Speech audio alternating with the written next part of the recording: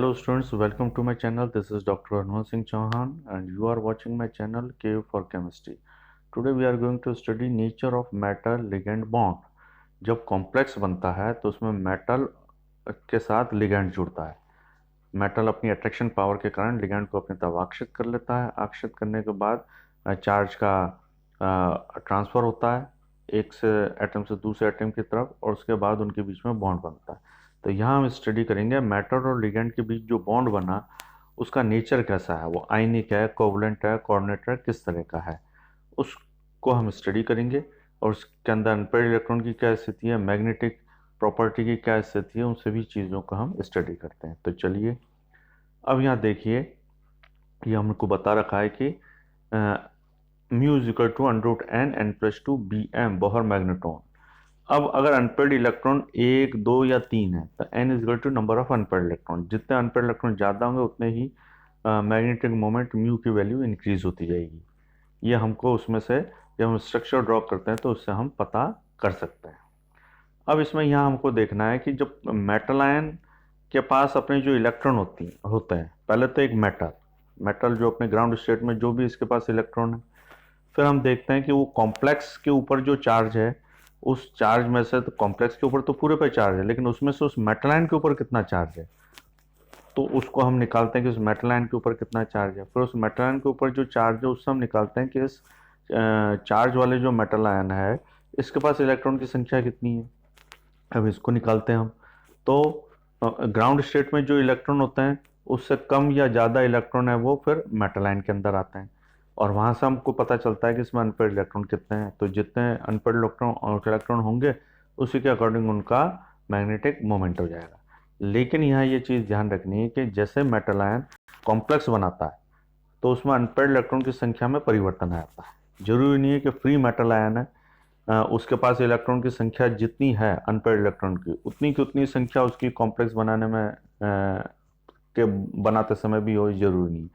Generally ऐसा होता है कि मेटल आयन के पास अनपेयर्ड इलेक्ट्रॉन ज़्यादा होते हैं इसलिए उसका मैग्नेटिक मोमेंट ज़्यादा होता है, लेकिन जैसे वो कॉम्प्लेक्स बनाता है तो उसका जो है वो अनपेयर्ड इलेक्ट्रॉन की संख्या कम हो जाती है। मतलब वो जो अनपेयर्ड इलेक्ट्रॉन है वो पेयरिंग में आ जाते हैं, वो पेयर्ड हो जाता है। तो ऐसे स्थिति में अनपेयर्ड इलेक्ट्रॉन की संख्या कम हो जाती है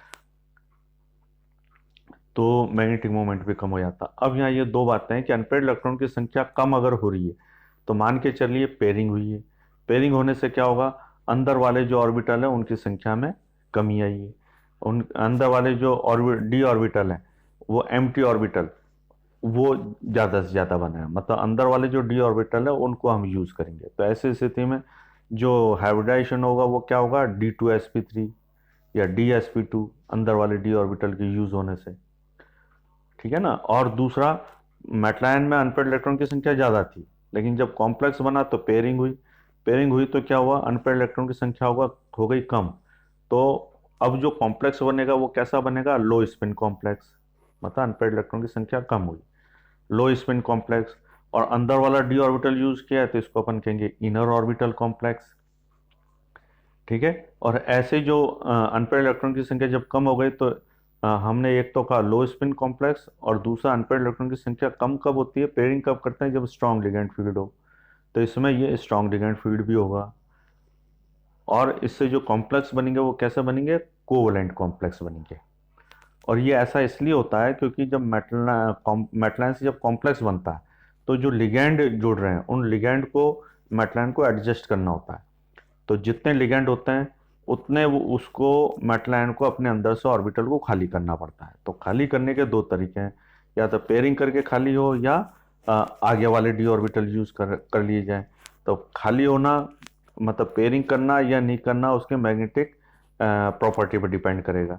अगर मेटल आयन से कॉम्प्लेक्स बनाते समय मैग्नेटिक प्रॉपर्टी डाउन हो रही है तो इसका मतलब अनपेयर्ड इलेक्ट्रॉन की संख्या कम करनी है, मतलब पेयरिंग करनी। तो पेयरिंग करेंगे तो अंदर हमको ऑर्बिटल खाली मिल जाएंगे, डी ऑर्बिटल खाली मिल जाएंगे। तो ऐसे स्थिति में अंदर वाले डी ऑर्बिटल यूज होंगे, अंदर वाले डी ऑर्बिटल यूज होंगे, इसका मतलब पेयरिंग हुई है। पेयरिंग हुई इसका मतलब अनपेयर्ड इलेक्ट्रॉन की संख्या कम हुई है, इसका मतलब लो स्पिन कॉम्प्लेक्स है। अनपेयर्ड इलेक्ट्रॉन की संख्या कम हुई, लो स्पिन कॉम्प्लेक्स, इसका मतलब लिगैंड जो हमने काम में लिया वो कैसा है, स्ट्रॉन्ग लिगैंड है। और दूसरा, अनपेयर्ड इलेक्ट्रॉन की संख्या कम हुई है मतलब मैग्नेटिक प्रॉपर्टीज कम हो रही है, पैरामैग्नेटिक से डायमैग्नेटिक की तरफ जा रहा है। अंदर वाला डी ऑर्बिटल यूज में मतलब इनर ऑर्बिटल कॉम्प्लेक्स है, मतलब कोवलेंट कॉम्प्लेक्स है। अब हम दूसरा लें, माना ऐसा हो कि मेटल से कॉम्प्लेक्स बन रहा है तो मैग्नेटिक मोमेंट बढ़ रहा है।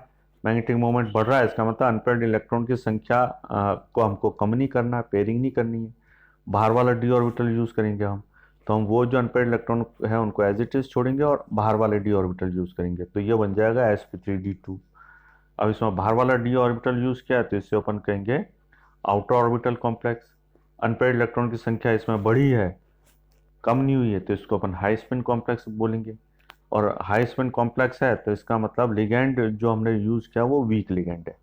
हाई स्पिन कॉम्प्लेक्स का मतलब हमने जो लिगेंड इसमें यूज़ किया वो वीक लिगेंड है, और इससे जो कॉम्प्लेक्स बनेगा वो कैसा बनेगा, आयनिक कॉम्प्लेक्स बनेगा। तो इसमें पैरामैग्नेटिक नेचर इंक्रीज होगा इसमें हाई स्पिन कॉम्प्लेक्स में। तो इस तरह से हैं, दो हैं sp3d2 और d2sp3, दोनों ही ऑक्टाहेड्रल इन नेचर है, लेकिन थोड़ा बहुत इनके जो कॉम्प्लेक्स जो बनते हैं उनकी प्रॉपर्टीज़ के अंदर अंतर आ जाता है, जो भी मैंने बताई है। चलिए आगे चलते हैं हम, geometry of complexes and magnetic properties. M L bond के बारे में बता ही दिया हमने। अब इसमें देखिए, it is evident from values of bond strength that metal ion should have more tendency of combining with 6 ligands to form octahedral complexes. Octahedral complex बनाने की टेंडेंसी ज़्यादा रहती है, इसीलिए ये टेंडेंसी का हमने लिखा है octahedral is more ionic complexes than square planar, then tetrahedral and then linear। अब इसमें भी ऑक्टाहेड्रल में भी दो हैं हाई एनर्जी वाले, dx2y2 और दूसरा dz2। ये वाला ऑर्बिटल में इलेक्ट्रॉन जाते हैं, ये हाई एनर्जी में रहते हैं, ईजी ऑर्बिटल इनको कहते हैं। इसमें इलेक्ट्रॉन को भेजने के लिए अपन को एनर्जी को एब्जॉर्ब करके और फिर ये हाई एनर्जी में जाते हैं। दोनों की एनर्जी बराबर है, लेकिन इसमें एक में जाए एक में नहीं जाते, ऐसी स्थिति में फिर क्या डिस्टॉर्शन आता है। चलिए अब हम स्टडी कर रहे हैं ऑक्टाहेड्रल कॉम्प्लेक्सेस की। ऑक्टाहेड्रल कॉम्प्लेक्सेस में हमारे पास जैसे एग्जांपल है FeCN6-3। FeCN6-3 इसको हम एक्सप्लेन करने की कोशिश करते हैं कैसे बनता है। FeCN6-3 जो है -3 जो है वो पूरे कॉम्प्लेक्स के ऊपर चार्ज है, तो हमको पहले निकालना पड़ेगा मेटल आयन Fe के ऊपर कितना चार्ज है। तो जब हम निकालते हैं तो हमको पता चलता है कि Fe के ऊपर +3 चार्ज है। कैसे? Fe ये जो -3 चार्ज है टोटल के ऊपर है, और उसमें जो Cn है उसके ऊपर चार्ज कितना है, एक Cn के ऊपर -1, तो 6 के ऊपर -6, अब -6 Fe plus -6 is equal to होगा -3, तो ये -6 उधर जाएगा तो क्या हो जाएगा +6, तो +6 -3, तो ये हो जाएगा Fe के ऊपर +3 चार्ज। अब देखिए Fe के पास इलेक्ट्रॉन कितने हैं, Fe 26 होता है ग्राउंड स्टेट में, इसके पास जो आउटरमोस्ट ऑर्बिटल है उसमें 3d6 4s2 इलेक्ट्रॉन है, लेकिन हमको Fe+3 बनाना तो 3 इलेक्ट्रॉन निकालने पड़ेंगे। तो 3 इलेक्ट्रॉन हमने कैसे निकाले, 4s में से 2 निकाले और 3d के अंदर से 1 निकाल दिया, तो 1 निकाल दिया। तो अब ऐसी स्थिति में क्या होगा, 3d5 हो गया है। Fe+3 के पास कितना कन्फिगरेशन हो गया, 3d5 4s0 4p0, 5 unpaired electron. अब इसमें ऐसा कहा गया है कि FeCN6-3 जो है इसमें Fe का जो फ्री मेटल आयन है तब इसका जो मैग्नेटिक मोमेंट है 5.92 बहुत ज़्यादा है, तो इसका मतलब ये सारे 5 अनपेयर्ड इलेक्ट्रॉन है। लेकिन इसमें यह कहा है कि जैसे कॉम्प्लेक्स बनता है तो इसका जो मैग्नेटिक मोमेंट है वो कम हो जाता है, कम हो जाता है, इसका मतलब हमको पेयरिंग करानी है।